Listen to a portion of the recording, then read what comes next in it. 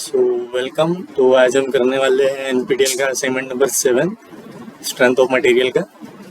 तो स्टार्ट करने के पहले कुछ बेसिक इक्वेशन देख लेते हैं हमें, जो आज यूज़ होने वाला है बहुत बार। तो ये जो बेंडिंग वाला चैप्टर है उसमें मतलब कोई हम एक अगर बीम कंसिडर करते हैं, बीम का एक पार्ट जिस पर कुछ एक रैंडम इंटेंसिटी का लोड ओमेगा लग रहा है, तो मतलब फिर शियर फोर्स मतलब यहाँ पर कुछ एफ है फोर्स, इधर एफ प्लस डी एफ है, इधर मोमेंट सम बेंडिंग मोमेंट या कुछ एम है या एम प्लस डी एम है।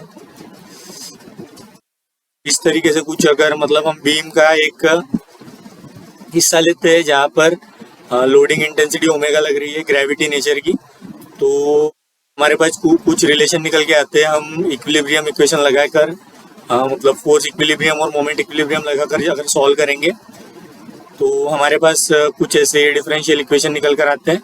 तो देखते हैं हम वो क्या है। ठीक है, वो आज हमें काम पढ़ने वाला है बहुत ज़्यादा। तो स्टार्ट करने के पहले थोड़ा सा वो नोट करके रखते हैं हम। तो पहला इक्वेशन कुछ इस तरीके से है कि D F by D X is equal to minus omega, where F is shear force, X is a distance measured along this direction. मतलब हमने बीम का कोई एक सेगमेंट लिया है तो हम व्हाट वी से लेफ्ट टू राइट जाएंगे, तो एक्स इस डायरेक्शन में पॉजिटिव होगा और एफ शियर फोर्स है, ओमेगा लोडिंग इंटेंसिटी है जिसका यूनिट मतलब न्यूटन पर मीटर है। ठीक है, इस केस में क्योंकि ये शियर फोर्स है, force is newton and its intensity means load per unit length, so omega will be newton per metre. Okay, and second equation will be dm by dx is equal to f. So where m is a bending moment, x is a distance as we mentioned earlier, and f is a shear force. Okay, ये second relation निकल के आता है और इसी को मतलब इस f को हम यहाँ पे रखेंगे तो एक और रिलेशन आता है हमारे पास D square M by D X square. ये कोई इंडिपेंडेंट नहीं है, ये दो इंडिपेंडेंट है, फर्स्ट और सेकंड। ये तीसरा मतलब सेकंड को पहले में सब्सटीट्यूट करने के बाद आया है। तो आई होप आपको ये क्लियर हुआ होगा। तो ये ध्यान में रखिए, आगे जाएंगे तो हम ये काम पढ़ेंगे। तो फर्स्ट क्वेश्चन पे आते हैं। क्या बोला उन्होंने, in a loaded beam the point of contraflexure occurs at a section where. तो एक बीम है मतलब एक लोडेड बीम है, वहां पर पॉइंट ऑफ कॉन्ट्राफ्लेक्शन कहाँ पर किस सेक्शन पर ऑकर करेगा। ठीक है, तो सबसे पहले देखते हैं कि पॉइंट ऑफ कॉन्ट्राफ्लेक्शन होता क्या है।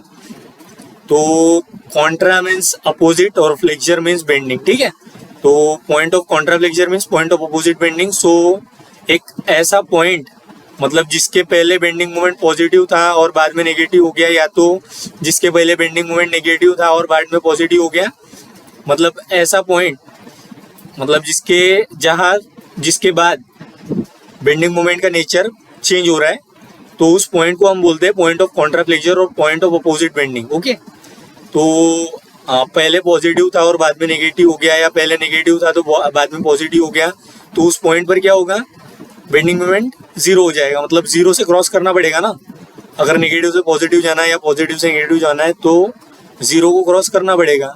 तो पॉइंट ऑफ कॉन्ट्राफ्लेक्शन पर बेंडिंग मोमेंट क्या हो जाएगा, जीरो हो जाएगा। तो B is the correct answer for it. ठीक है, क्लियर है आपको ये। नेक्स्ट क्वेश्चन पे आते हैं हम। So which of the following statement is correct? So if the load is zero, shear is never constant. तो हम वो इक्वेशन वापस से लिख लेते हैं। D F by D X is equal to minus omega, D M by D X is equal to what we say F. तो अगर लोड जीरो है तो shear फोर्स कभी कांस्टेंट नहीं होगी, तो ये वाला स्टेटमेंट तो मतलब कुछ वैलिड नहीं लग रहा है। ठीक है, और shear force is the first derivative of bending moment. तो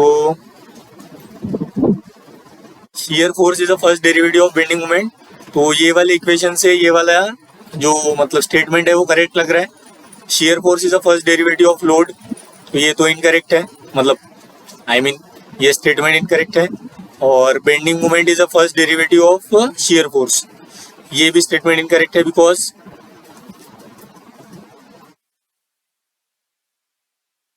shear force is the first derivative of bending moment, not a bending moment is the first derivative of shear force. ये उल्टा बोल रहा है, तो उल्टा सही नहीं है.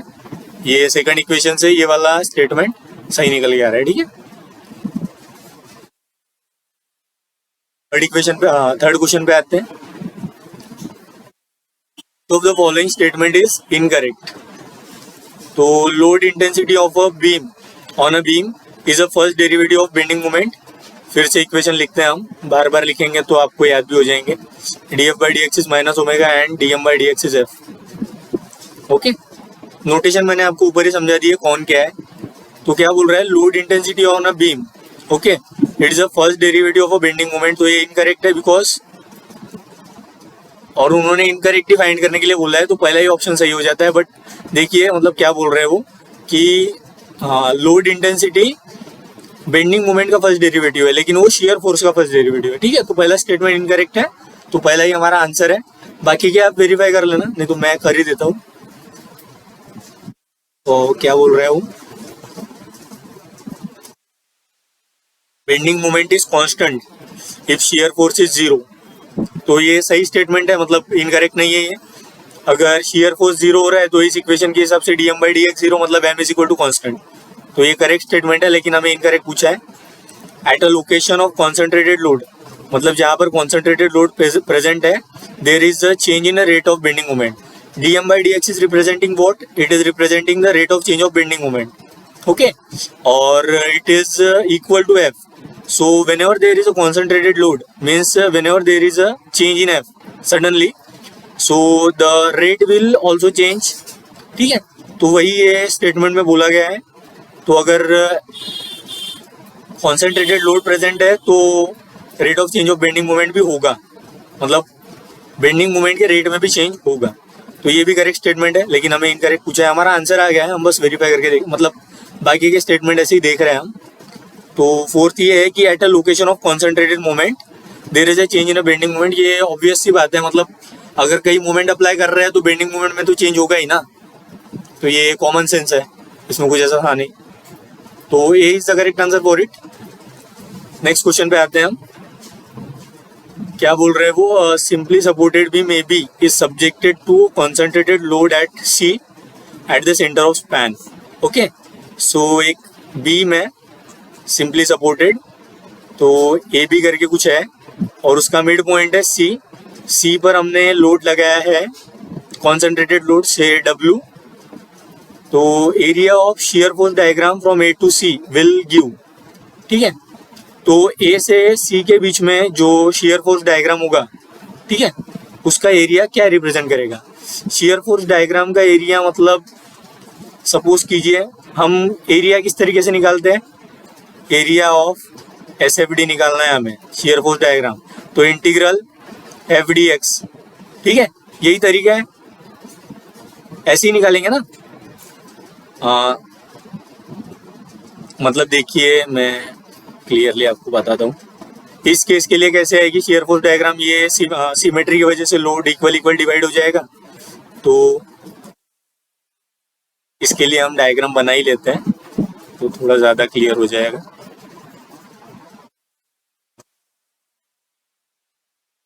सॉरी, वो सिमेट्री की वजह से जो ए पर रिएक्शन आएगी W/2, बी पर रिएक्शन आएगी W/2. ओके, तो कन्वेंशन क्या है, जो ऊपर जो इक्वेशन डिराइव की है उनके लिए कन्वेंशन क्या है शियर फोर्स का. अगर shear force clockwise movement produce कर रहा है, तो if shear force is producing clockwise movement then it is taken as positive. And if अगर उल्टा है तो मतलब if shear force is producing counter clockwise movement then it is taken as negative. तो ये जो शियर फोर्स है W/2, ये कौन सा मूवमेंट प्रोड्यूस कर रहा है, क्लॉकवाइज, तो इसको हम पॉजिटिव लेंगे, मतलब W/2 ऊपर की तरफ बनाएंगे. ये कहाँ तक रहेगा वैलिड, ये मिड पॉइंट तक. फिर बाद में मिड पॉइंट के जस्ट पहले W/2 है, और मिड पॉइंट पर W हो गया लोड, और वो मतलब ये जो शियर फोर्स है यहाँ पर, मतलब ये जो लोड है वो कौन सा मूवमेंट प्रोड्यूस कर रहा है, counter clockwise. Okay, so minus W plus W/2, क्योंकि हम मतलब इस साइड इस सेक्शन पे निकालना है सी के आगे, तो इस सेक्शन के पहले जितना भी फोर्स था उनका अलजेब्रिक सम लेंगे हम, और अलजेब्रिक सम के लिए हमने साइन कन्वेंशन क्या डिसाइड किया है कि शियर फोर्स अगर क्लॉकवाइज मूवमेंट प्रोड्यूस कर रहा है तो वो पॉजिटिव है। तो ये वाला शियर फोर्स इस सेक्शन के अबाउट कौन सा मूवमेंट प्रोड्यूस कर रहा है, काउंटर क्लॉकवाइज, तो इसलिए हमने इसको नेगेटिव लिया। तो इस सेक्शन पर क्या आएगा, सडन ड्रॉप -W/2, ठीक है। तो ये W/2 हो गया नेगेटिव साइड में, तो ठीक है। तो ये एक्सिस क्या रिप्रेजेंट कर रहा है, डिस्टेंस, और ये वर्टिकल एक्सिस क्या रिप्रेजेंट कर रहा है, फोर्स। तो शियर फोर्स के अंडर का एरिया क्या रिप्रेजेंट करेगा, suppose this vertical distance is f and this strip eight a distance x से dx, so integral f dx will represent what, ये हमें पूछा है, मतलब ये जो एरिया होगा वो उससे हमें क्या मिलेगा, ठीक है। तो एरिया किस तरीके से निकालते हैं हमें पता चल गया, तो उस एरिया से हमें क्या मिलने वाला है वो हमें पूछा गया है। देखते हैं हमने जो ऊपर रिलेशन डिराइव किए हैं वो हमें काफी हेल्प करेंगे इसमें।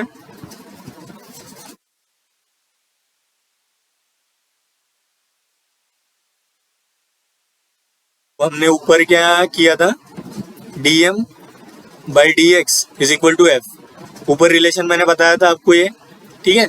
तो dm इज इक्वल टू क्या हो जाएगा, f dx, so dm integral is equal to integral f dx, integral f dx means area of shear force diagram. So when we will integrate from A to C, okay, from A to C, तो A to C के बीच में integrate करेंगे तो dm का integration क्या हो जाएगा, mc minus ma is equal to area between A and C, okay. तो area of shear force diagram from A to C will represent difference of bending moment values between at A and C, और A पर bending moment क्या हो जाएगा, हमें पता है support पर क्या होता है, मतलब हिंज सपोर्ट पर, hinge support bending moment resist नहीं कर सकता, तो वहां पर बेंडिंग मोमेंट की वैल्यू क्या हो जाएगी, 0। सो ए पर बेंडिंग मोमेंट क्या हो जाएगा, 0। So m at c will represent area, मतलब बेंडिंग मोमेंट एट c, मतलब area of shear force diagram from A to C will represent difference between bending moment values at A and C and bending moment at C। दोनों का एक ही मतलब है, बस ऐसे ही मतलब मैनिपुलेट करने के लिए आपको ऐसे दिया है, मतलब करते ही है उन लोग, तो आपको ध्यान रखना है, मतलब सारे ऑप्शन पढ़ने हैं, तो इसका करेक्ट आंसर हो जाएगा डी, ठीक है। समझ में आया कैसे है, तो नेक्स्ट क्वेश्चन पे आते हैं। तो क्या बोल रहे हैं वो कि in a cantilever beam of length L, cantilever beam है, लेंथ है उसकी L, okay, and carrying a uniform varying load, uniform varying load carry कर रहे हैं वो, बड़ा बनाता हूं मैं, समझने में आसान है। This is fixed end this is free end, carrying uniform varying load at starting from 0 at the free end, यहाँ पे इसकी इंटेंसिटी 0 है, और free 2W at the fix end, ठीक है। तो कुछ इस तरीके से है,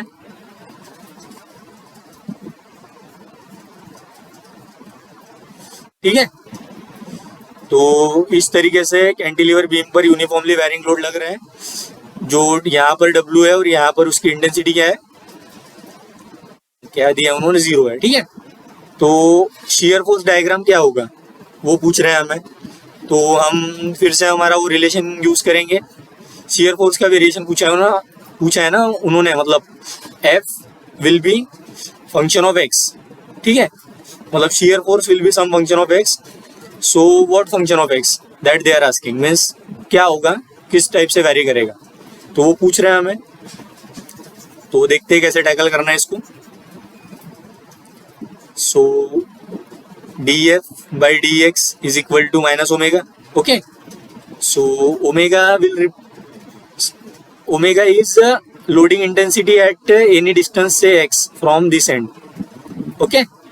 सो ये लीनियरली वेरी कर रहा है लोड, और ओमेगा किसी एक मतलब x डिस्टेंस पे इंटेंसिटी है, और L पे क्या वैल्यू है इसकी, W, ठीक है।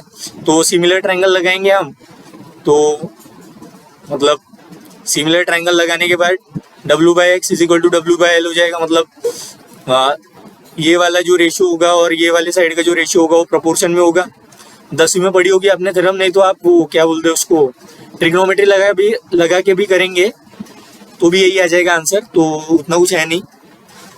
मेन पॉइंट क्या है कि ओमेगा कैसे वैरी कर रहा है, W by L into x, तो omega is varying linearly, so D F by D X will be equal to W by L into X minus of, तो D F will be equal to minus W by L into X D X integral, so minus W by L F from zero से x.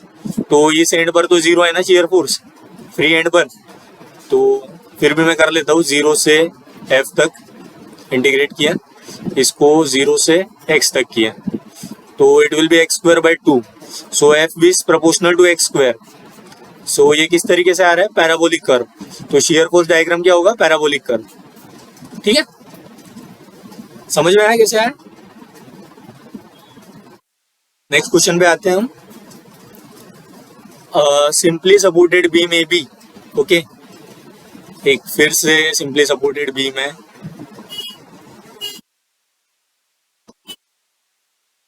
This is A, this is B and length है उसकी L, और क्या कर रहा है वो, दो लोड एक्ट कर रहे हैं उस पर, concentrated load W, each at point L by 3 from A and B, कुछ इस तरीके से। ठीक है, एल बाय, ये डिस्टेंस जो है वो है एल बाई 3, ये भी है एल बाई 3, सो मिड वाला भी कितना हो जाएगा, L by 3 L by 3 L by 3, okay. तो this load is W, this load is W, तो सिमेट्रिकल है ये लोडिंग। अगर आपको ऐसे सिमेट्रिकल वाला नहीं समझ में आ रहा है तो आप फोर्स बैलेंस करके भी रिएक्शन निकाल सकते हैं। मैं आपको एक बार फोर्स बैलेंस करके निकाल के दिखा देता हूँ।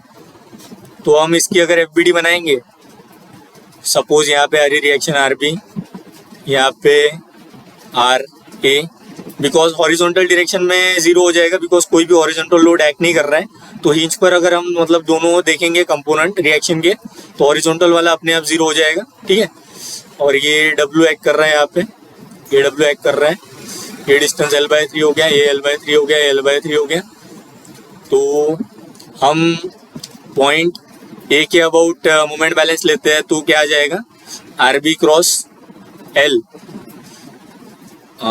ये कौन सा मोमेंट हो गया, counter clockwise, is equal to ये इनके ये दो फोर्सेस की वजह से कौन सा मोमेंट आएगा, डब्ल्यू, डब्ल्यू की वजह से क्लॉकवाइज, तो W into 2 L by 3 plus W into L by 3। समझ में आया ना, ये यहाँ से यहाँ तक का डिस्टेंस 2 L by 3 और यहाँ से यहाँ तक का distance L by 3। Moment balance किया हमने, तो आर बी की वैल्यू क्या आ जाएगी, डब्ल्यू, सॉल्व कर लेंगे आप तो आ जाएगी, कुछ है नहीं, 2 + 1 3 by 3 1, L L cancel, so R B is equal to W. So when R B is equal to W, R A is also equal to W.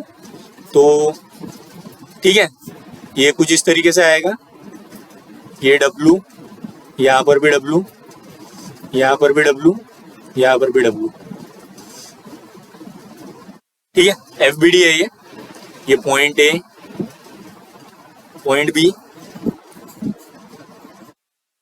So they are asking that what is the shear force in middle 1/3 portion of the beam. So ये जो L by 3 वाला ये जो span है ना, वहां पर shear force कितना होगा वो पूछ रहे हैं हमें। तो कोई एक सेक्शन ले लेते हैं यहाँ पे, ठीक है। तो आइदर साइड करेंगे, मतलब किसी एक साइड से shear force का algebraic sum। तो ये W अपवर्ड एक्ट कर रहा है, मतलब ये कौन सा मोमेंट प्रोड्यूस कर रहा है, clockwise, clockwise, okay. So it will B positive, ठीक है। और ये वाला W कौन सा मोमेंट प्रोड्यूस कर रहा है, काउंटर क्लॉकवाइज, इस सेक्शन के अबाउट। तो ये क्या हो गया, नेगेटिव। तो नेट शियर फोर्स इस सेक्शन पर क्या आ रही है, जीरो। तो इस साइड से आ रहा है तो जीरो आ रही है, अगर आप इस साइड से भी आएंगे तो जीरो आएगी। तो मिडल 1/3 सेक्शन पर आप कहीं पे भी आएंगे तो शियर फोर्स की वैल्यू क्या आएगी, zero, okay. So zero is the correct answer for it. I hope आपको समझ में आया होगा। सो नेक्स्ट क्वेश्चन पे आते हैं हम। Couple M is applied at B, okay, on a simply supported beam AC as shown in the figure. So what is the maximum shear force for the beam? Maximum shear force निकालनी है, तो आपको यहाँ पे दिख रहा होगा कि मतलब मोमेंट एक्ट कर रहा है, तो आपको पहली बार में लगेगा कि कोई shear force होगा ही नहीं, तो मोस्टली जीरो ही कर देंगे लोग। मोस्टली बोल रहा हूँ मैं, सबको नहीं बोल रहा, बट ऐसा नहीं है। मोमेंट है, बट इस सपोर्ट के वजह से रिएक्शंस आएगी, रिएक्शन जो आएगी उसके वजह से मतलब जो बीम है उसमें शियर फोर्स डेवलप होगा। तो उसको निकालते कैसे हैं मैं बताता हूँ आपको। तो ये सपोज कीजिए यहाँ पर रिएक्शन आ रही है कुछ हमारी आर ए, सी पॉइंट पर रिएक्शन आ रही है हमारी आर सी, एंड बी पर हमारा मोमेंट लग रहा है एम। ओके, एंड ये है 2 metre distance, this is 1 metre. So applying moment balance at means summation of moment about point A is 0. Okay. So RC into 1 plus what we will say, मतलब RC into 1 is producing which kind of moment? It's producing counterclockwise movement. And ये जो M है, M भी कौन सा moment produce कर रहा है? काउंटरक्लॉकवाइज। तो RC into 1 नहीं है, RC into 3 है, सॉरी। तो क्लियर है आपको? 2 + 1 3, एक के अबाउट ले रहे हैं मोमेंटम, और M भी काउंटर क्लॉकवाइज प्रोड्यूस कर रहा है। तो RC की वैल्यू क्या आ जाएगी? -m/3। ओके, तो RC का जो हमने डायरेक्शन एज्यूम किया है वो गलत है। तो RC कैसा होना चाहिए? RC ऐसा नहीं होगा, RC होगा ऐसा। ओके, और ये समझ में भी आता है हमें फिजिकली। देखिए ये मूवमेंट कैसा लग रहा है, ऐसा। तो रेजिस्टिंग वाला मूवमेंट कैसा डेवलप होगा? उसके उल्टे डायरेक्शन में। RC × RA कौन सा कपल डेवलप करेंगे? ऐसे टाइप का, ठीक है। बिकॉज एक्शन ऐसा है तो रिएक्शन ऐसा होगा, ठीक है। तो ये कुछ प्रॉब्लम सॉल्व करने के बाद आपको फिजिकली भी समझ में आ जाएगा। वैसे डायरेक्शन का यहाँ पर कुछ मैटर नहीं है, आपको मैग्नीट्यूड से लेना देना है सिर्फ। तो RC की जो वैल्यू है वो आएगी -m/3, और हमने डायरेक्शन करेक्ट कर लिया तो m/3, एंड RA की वैल्यू क्या आ जाएगी? RA की वैल्यू भी आ जाएगी m/3। ओके, ये कैसे आएगी? RA - RC = 0। Force balance in vertical direction, summation Fy = 0। यहाँ से RA - RC 0 आ जाएगा, तो RA और RC बराबर आ जाएंगे, ठीक है।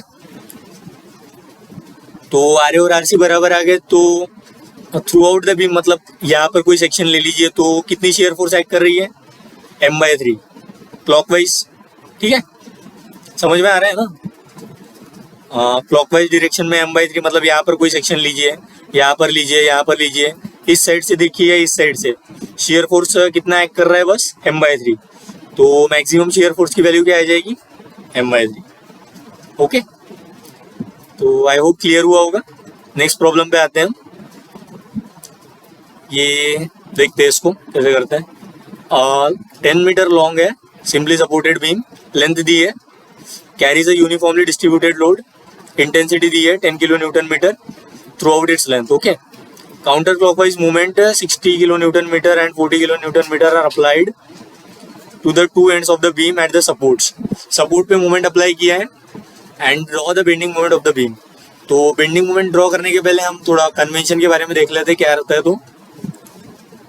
तो जो बेंडिंग मूवमेंट एक कुछ बीम को इस तरीके से करने का ट्राई करता है, इस टाइप के मूवमेंट को बोलते हैं हम सैगिंग। ओके, तो सैगिंग इज ऑलवेज पॉजिटिव, मतलब as per our sign convention. Mostly book ऐसे ही मानते हैं, इसलिए हम भी मान रहे हैं। बाकी आपकी मर्जी, आपने कुछ और पढ़ा होगा तो आपको जो मानना है वो मान सकते हैं। समझ में आना चाहिए, बस स्टेट कर देना। ये इस टाइप से अगर बीम बेंड हो रही है तो इसे करते हैं हम hugging. Okay, so hugging is negative and sagging is positive, ठीक है। ये इनके हिसाब से भी और मेरे हिसाब से भी, मतलब ये लेक्चर्स जो थे NPTEL के, उन्होंने भी इस वाले कन्वेंशन को माना है, तो प्रॉब्लम भी उसी तरह से डिजाइन होगा। तो इसलिए हम ऐसा ही मानेंगे इस प्रॉब्लम के लिए, बाकी आगे आपकी मर्जी। तो इसको हम देखते, मतलब देख के सॉल्व कर लेंगे, हमको पूरा सॉल्व करने की जरूरत नहीं है। जैसे कि देखिए सपोर्ट पर मतलब ये हिंज सपोर्ट है, ठीक है। तो यहाँ पर हमने एक्सटर्नली अप्लाई किया है मूवमेंट इस टाइप का, काउंटर क्लॉकवाइज, मतलब ये किस टाइप का है? हॉगिंग। हॉगिंग मतलब निगेटिव। निगेटिव मतलब ये जो एक्सिस है ये वाली, इसके नीचे आएगा, ठीक है। तो इसमें भी नीचे आ रहा है, इसमें भी नीचे आ रहा है, ठीक है, और सब में नीचे आ रहा है, और इसमें 52 आ रहा है। तो ये तो ऑप्शन ही कैंसिल हो गया, क्योंकि 52 का कोई पॉइंट नहीं है, बिकॉज ये कौन सा सपोर्ट है? ये मतलब हिंज सपोर्ट है। हिंज सपोर्ट मोमेंट रेजिस्ट नहीं कर सकता, तो जो एक्सटर्नली लगाया है हमने, बस वही है। यहाँ पर कोई मोमेंट जनरेट नहीं होगा, लाइक फिक्स सपोर्ट, ठीक है। तो ये हॉगिंग नेचर है इसका, तो डी ऑप्शन एलिमिनेट हो गया, तो 60 आएगा इसका, मतलब 60 डाउनवर्ड्स आएगा। और फिर ये वाला साइड देखते हैं हम, ये 40 जो है वो सैगिंग है। कैसे पता चला हमें? ये मैंने बताया आपको, यहाँ पर ये बीम को कैसे ऊपर की तरफ उठाने की कोशिश कर रहा है, और यहाँ पर भी इसके अलावा कोई और दूसरा मोमेंट आएगा नहीं, मतलब पॉइंट बी पर सिर्फ 40 आनी चाहिए वैल्यू। तो देखते हैं हम 40 कहाँ आ रही है वैल्यू, यहाँ 48 आ रही है, तो पहले ही चला गया है। बाकी इन तीनों में 40 आ रही है, ठीक है, और इसमें नेगेटिव आ रही है, देख रहे हैं ना, नीचे आ रही है, तो ये तो ऑप्शन नहीं होगा क्योंकि सैगिंग पॉजिटिव होता है। तो बचे कौन से ऑप्शन? बी और सी। अब बी और सी में से भी हमें देखना है कि हम कैसे एलिमिनेट करते हैं ऑप्शन। तो सी क्या है? कंप्लीट लीनियर वेरिएशन दिखा है बेंडिंग मोमेंट का, ठीक है। और हमने जो इक्वेशन देखे थे हमारे, क्या थे हमारे equation? dm/dx is equal to F, and shear force की इंटेंसिटी यहाँ पर क्या है? Omega, and omega is constant throughout the beam, ठीक है ना। तो ओमेगा कांस्टेंट है, तो मतलब शेयर फोर्स है some constant value, so dm is equal to some constant integral dx, okay. So m is what we से,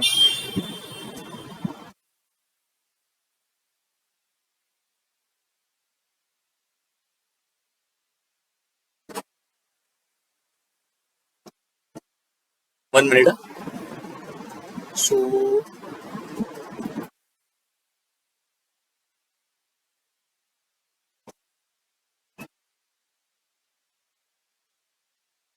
हाँ, तो कुछ इस तरीके से है ये, मैं आपको करके ही दिखाता हूँ, नहीं तो कंफ्यूजन हो जाएगा ये, ठीक है।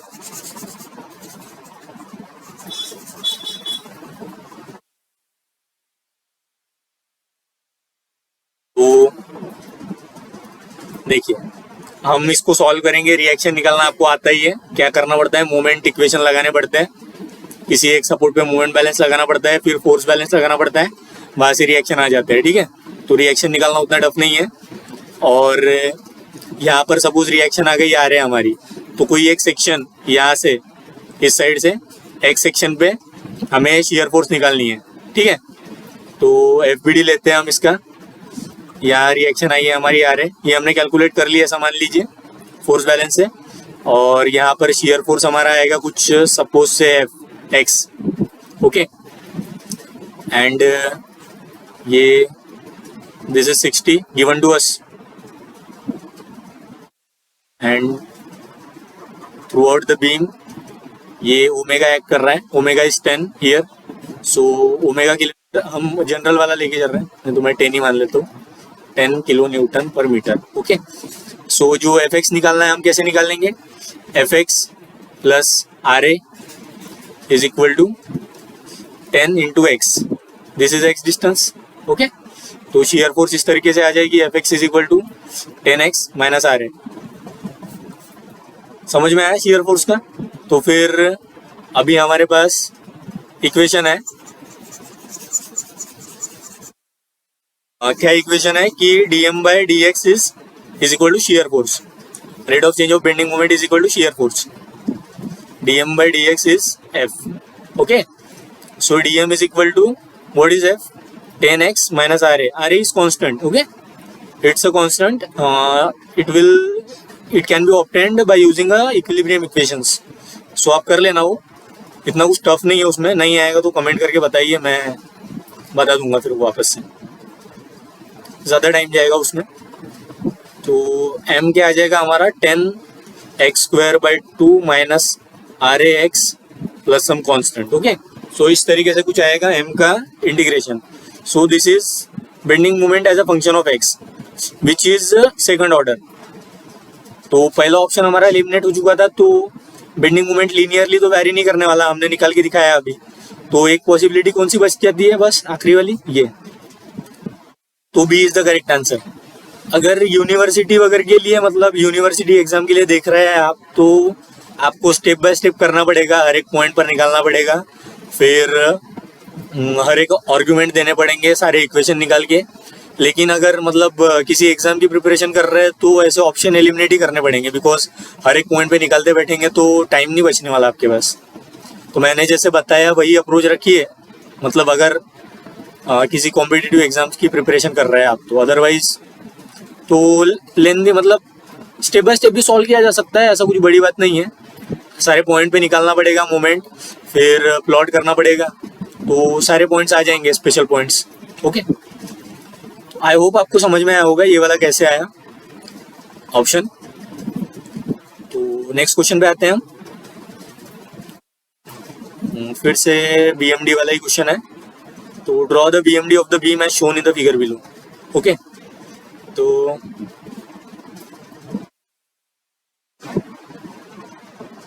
इसको हम सॉल्व कर लेते हैं पूरा। पहले रिएक्शन निकालते हैं हम। सपोज से RD is a reaction at point D, C is the moment acting point C and it's, ये डिस्टेंस आपको पता है ना, मैं बस पॉइंट मेंशन कर देता हूँ वरना ये कंजस्टेड हो जाएगी डायग्राम। ठीक है, समझने का ट्राई कीजिए आप यहाँ से पॉइंट से। तो ये पॉइंट D हो जाएगा एंड पॉइंट B से A के बीच में UDL एक्ट कर रहा है, 10 किलो न्यूटन मीटर इंटेंसिटी है उसकी। और पॉइंट A पर क्या है, पॉइंट A पर रिएक्शन आएगी यार, हॉरिजॉन्टल क्यों नहीं आएगी, जनरली ऐसा आना चाहिए, मतलब एक वर्टिकल एक हॉरिजॉन्टल। तो हॉरिजॉन्टल क्यों नहीं ले रहा मैं, बिकॉज यहाँ पर कहीं हॉरिजॉन्टल लोडिंग है नहीं। तो जब हॉरिजॉन्टल लोडिंग ही नहीं है तो ये तो जीरो ही होने वाला है, तो अननेसेसरी लेके कोई मतलब नहीं है, लेकिन जनरली आना ऐसा चाहिए। ठीक है, तो ये रखिए आप अपने माइंड में। तो ठीक है, अभी हमारा मेन एम क्या है, रिएक्शन निकालनी है हमें। तो स्टार्ट करते हैं। Summation M at A is 0। A के अबाउट मोमेंट जीरो कर रहे हैं हम। तो RD cross 2.5 2.5 5 and plus 5 is 10, so it's counter clockwise. C वाला मोमेंट भी है हमारा counter clockwise, it's 150 given to us. And moment निकालने के लिए ये जो लोडिंग है इसको हम, मतलब इसका नेट इफेक्ट कहाँ पे मान सकते हैं, मतलब इसका CG कहाँ पे होगा, 5/2 पे। ठीक है, UDL है ना ये, तो 10 इंटू 5 ये इसकी इंटेंसिटी, मतलब ये टोटल लोडिंग हो जाएगी। ठीक है, और ये कहाँ पे एक्ट कर रहा है, सपोर्ट से 5/2 डिस्टेंस पे। समझ में आया ना ये, मतलब सपोज ये कोई W इंटेंसिटी का लोडिंग है X डिस्टेंस पे, और हमें फोर्स निकालनी है, मतलब टोटल फोर्स निकालनी है। तो हम ऐसे करते हैं ना, ओमेगा dx, मतलब loading intensity multiplied by elemental length integrating over the entire length, तो हमें उससे टोटल फोर्स मिल जाती है। और अगर कोई जनरल होता है तो सेंट्रॉइड निकालने के लिए क्या करते हैं, मतलब नेट फोर्स, और वो जहाँ एक्ट कर रहा है सम रेफरेंस से x बार into omega into x dx, ऐसा करते हैं हम। ठीक है, ये किसके लिए, अगर ऐसा सिंपल केस नहीं है, मतलब यहाँ हम ऑब्जर्वेशन से देख सकते हैं ना कि बीच में आएगा करके, तो जहाँ पर ऑब्जर्वेशन से नहीं पता चलता है उस केस में हम ये वाला फंडा लगाते हैं, जनरल वाला, force multiplied by the what we say effective distance at which it is acting and integral of means first movement of force. Okay, तो ये वैरिग्नॉस थ्योरम है, इसको वैरिग्नॉस थ्योरम बोलते हैं हम। ठीक है, इसे फिलहाल इसको जाने देते हैं, इस पे आते हैं हम, तो ज़्यादा टाइम हो जाएगा। तो ये वाला मोमेंट हो गया था हमारा, and next is it's clockwise about point A, so we will take it as negative 10 into 5 into 5/2। Okay, so net moment is 0, so it's 10 into 5 into 5/2, it's 2 5s are 10, 5 5s are 25, 25 into 5, so RD multiplied by 10 plus 150 minus 5 cube is what, 25 into 5, let me calculate, it's 125. okay, 150 minus 125 is 25, so RD will be is equal to 2.5. ठीक है, जब RD की value हमारे पास आ गई 2.5, तो vertical direction में force equilibrium लगा के, मतलब summation Fy is equal to 0, So RD plus RA minus 10 into 5 is equal to 0.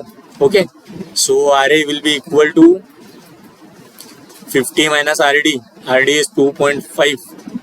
So 50 minus 2.5 is what? 50 minus 2.5, 47.5. Okay, आ गया। तो RA की वैल्यू आ जाएगी 47.5. What is it? It's in kilo Newton. Okay, ठीक है ना। तो रिएक्शन निकालना आ गया, हमें रिएक्शन पता चल गई। ये जो बाकी का प्रोसेस है हम मिटा देते हैं, कंजस्टेड हो जाएगा बहुत ज़्यादा। अब हमें BMD ड्रॉ करनी है, ठीक है। तो उसे भी हम जैसे पिछला वाला ड्रॉ किया था वैसे ये वाला ड्रॉ करेंगे। ऑब्जर्वेशन से कर सकते हैं, मैंने बस रिएक्शन निकालने के लिए आपको बताया पूरा ये करके। करने को मैं पूरा भी कर सकता हूँ, बट वो प्रॉब्लम बहुत ज़्यादा और वीडियो बहुत ज़्यादा लेंथी हो जाएगा, उसकी ज़रूरत नहीं है यहाँ पर एटलीस्ट। तो यहाँ से देखिए, ये तो प्रॉब्लम ऐसे ही सॉल्व हो सकता है जस्ट बाय ऑब्जर्वेशन, मतलब एलिमिनेट करते हैं हम। तो A और B के बीच में क्या है? यूनिफॉर्मली डिस्ट्रीब्यूटेड लोड है। ऊपर हमने देखा जब यूडीएल होता है तो M कैसे वेरी करता है? पैराबोलिक, ठीक है ना, मतलब एक्स स्क्वायर वाले फंक्शन में। तो ये तो होगा ही नहीं, ठीक है, और D भी नहीं होगा, लीनियर है ना ये, तो कोई चांस नहीं है। और फिर C पर हम निकाल के देखते हैं, मतलब क्या वैल्यू आ रही है बेंडिंग मोमेंट की। ओके, सो RD हमारा क्या आया? 2.5। तो bending moment just before C, because point C पर कॉन्सेंट्रेटेड मोमेंट है, तो C के जस्ट पहले हम निकालते हैं क्या आएगी इसकी वैल्यू? 2.5 इंटू 2.5, ठीक है ना। और उसका सेंस क्या आएगा? इस तरीके से, what is it? It's sagging. Sagging means positive. Okay, so 2.5 का होल स्क्वायर इज 6.25, तो 6.25 आ रहा है ये, एंड 6.25 में भी क्या आ रहा है? पॉजिटिव आ रहा है।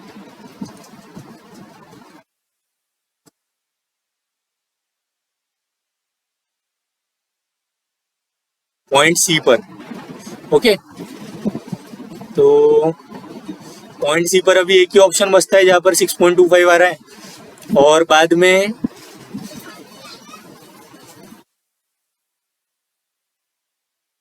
लेट मी चेक, कुछ तो भी गड़बड़ है यहाँ पर। ये लोड ऐसा एक्ट कर रहा है तो यहाँ पर बेंडिंग मोमेंट जो आएगा वो सैगिंग आएगा, ठीक है। तो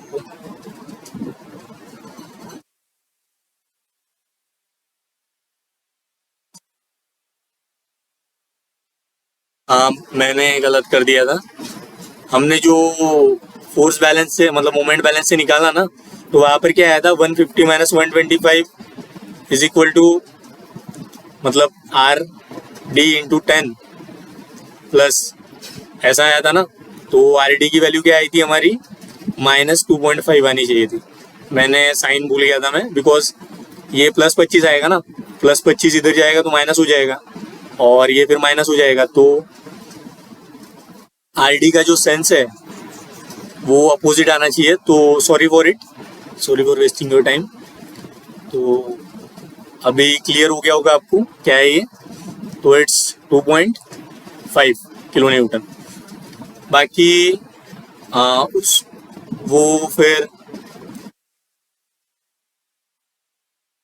इसमें भी कुछ चेंजेस आएंगे हमारे, ये भी वैसा नहीं आएगा, तो ये भी एक बार मैं निकाल ही देता हूँ।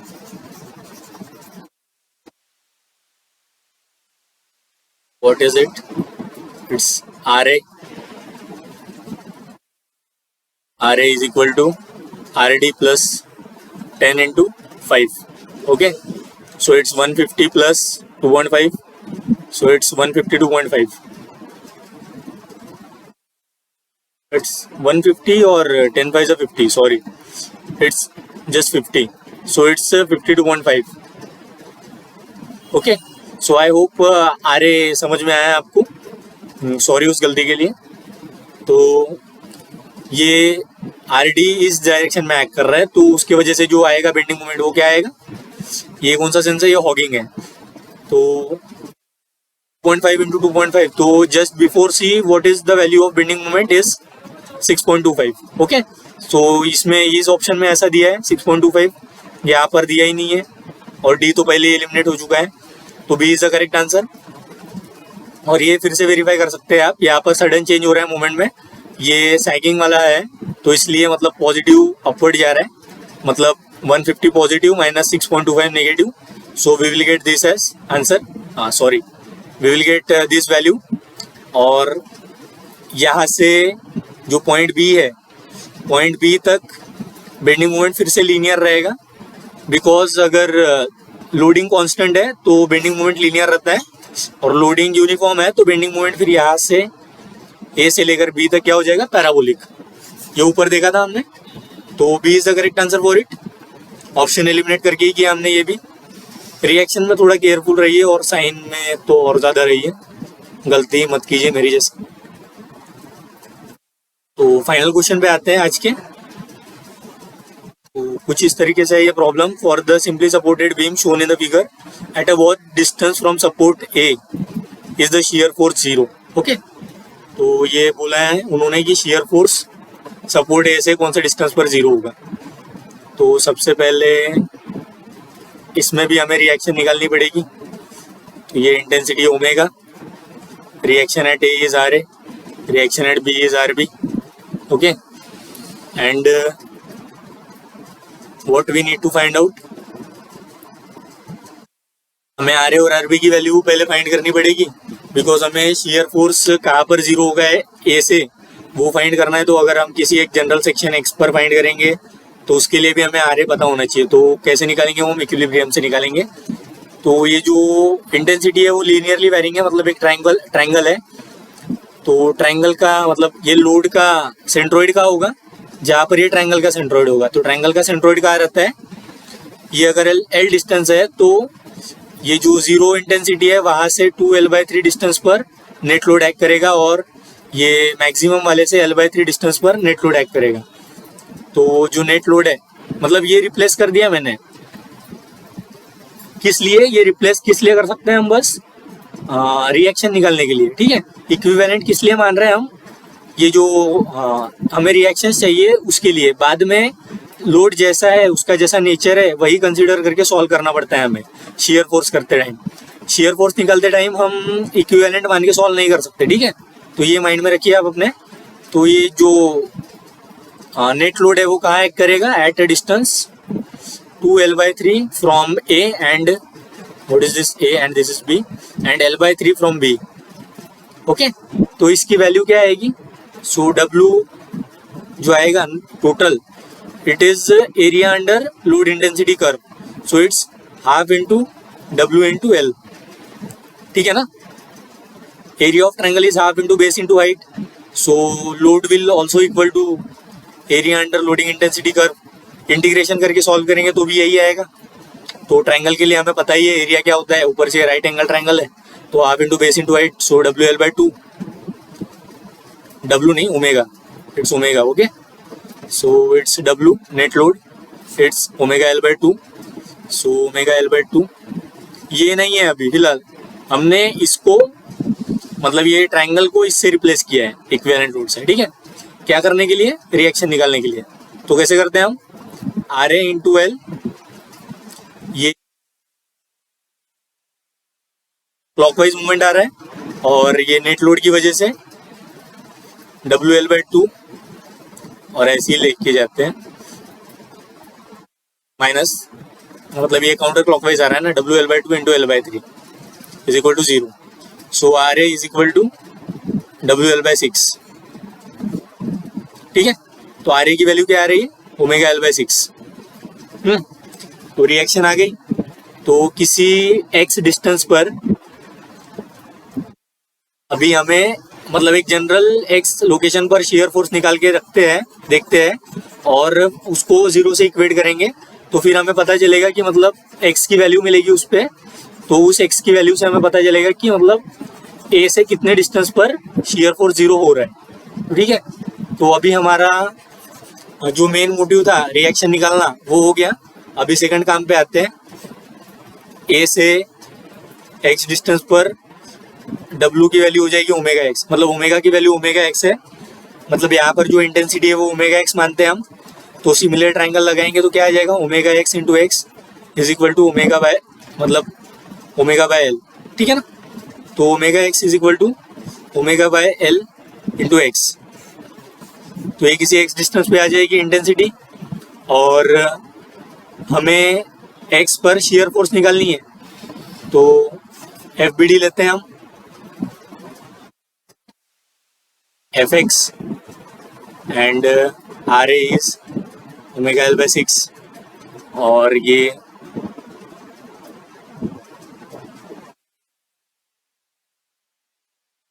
जो इंटेंसिटी हो गया है ओमेगा एक्स है। तो समेशन एफ बाय 0 करेंगे हम, तो क्या आ जाएगा, इधर करता हूँ मैं इसको इरेज करके।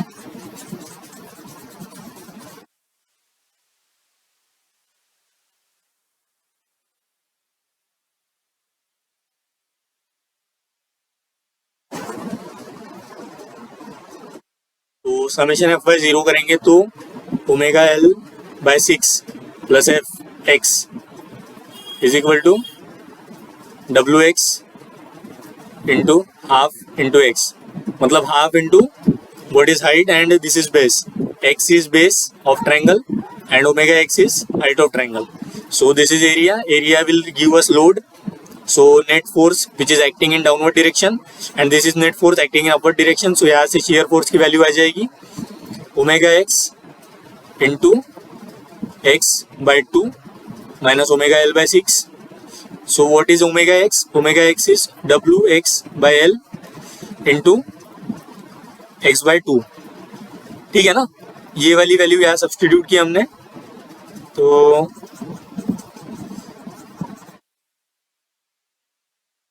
Wait a second. सो ये ओमेगा एल बाय 6, ठीक है। ये आ गया शियर फोर्स किसी भी एक्स सेक्शन पर। अभी हम एफ एक्स को 0 इक्वेट करेंगे, मतलब हमें ऐसी एक्स लोकेशन पता चलेगी जहाँ पर शियर फोर्स 0 है। तो ये क्या आ जाएगा, omega x square by 2l, okay, minus omega L by 6 is equal to 0। So इसको सॉल्व करेंगे तो क्या आ जाएगा, x square is equal to L square by 3। So x is equal to L by root 3, ठीक है ना। इसको सॉल्व करना है, सॉल्व करेंगे तो x is equal to L by root 3 आ जाएगा। D is the correct answer for it. अगर आपको मतलब ऐसा कंजस्टेड टाइप का कुछ लग रहा है या फास्ट लग रहा है तो स्लो करके सुनिए थोड़ा सा। और वो जो बेंडिंग मोमेंट वाले क्वेश्चन थे वो अगर मैं सीधे सीधे करने जाता तो बहुत लेंदी होते, इसलिए ऑप्शन एलिमिनेट करके किया मैंने। और आई होप आपके लिए हेल्पफुल रहा होगा ये video. So thank you, thanks for watching.